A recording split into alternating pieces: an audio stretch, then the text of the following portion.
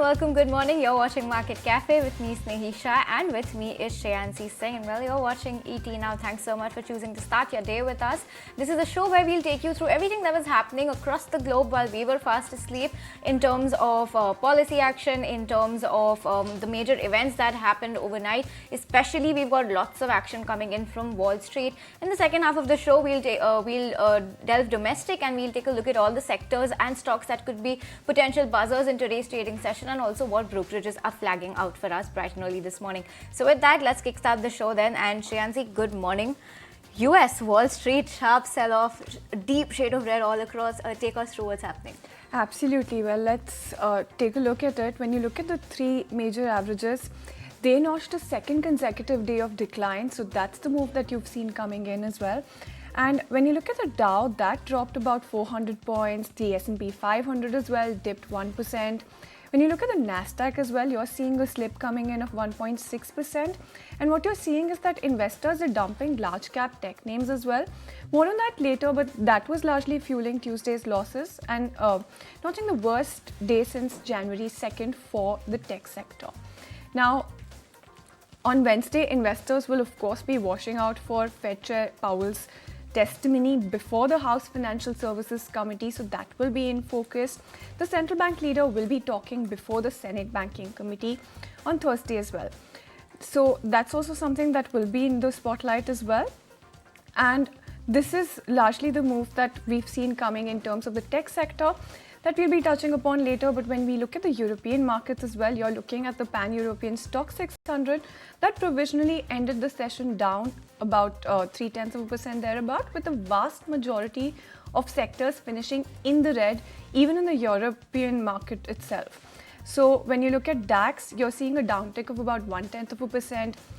When you look at CAC as well, you're seeing a downtick of about 0.3%. So that's largely the handover coming in. Definitely a sea of red, like you mentioned, Snehi. Well, yes, deep cuts coming in from Wall Street. Let's see how that pans out for us. But with that, let's also take a look at what's happening in the world of oil as well as cryptocurrencies. And well, oil did see a slight bit of lower edging because crude oil futures edged lower Tuesday as China pledged to boost economic growth, and OPEC Plus decision to extend its production cuts fell flat with traders. OPEC and its allies called OPEC Plus agreed on Sunday to extend crude production cuts of 2.2 million barrels per day through the second quarter. Now, traders have worried for months that faltering economic growth in China and an abundance of crude produced in the USA above all will put downward pressure on prices. So with that, let's take a look at what happened with oil. You have WTI crude that was at $78.1 per barrel, and Brent crude at $82 per barrel, so comfortably above that 80 mark as we speak for Brent.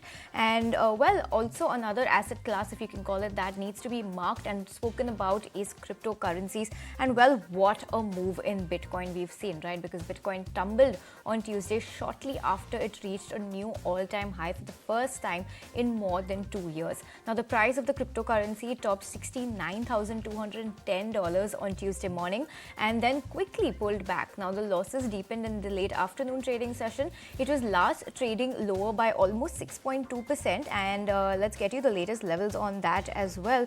And when I see cryptocurrency right now, you have Bitcoin at 63,421, a downtick of almost $4,200 coming in a single trading session, 6.2% lower off the day's highest point for cryptocurrency, especially for Bitcoin.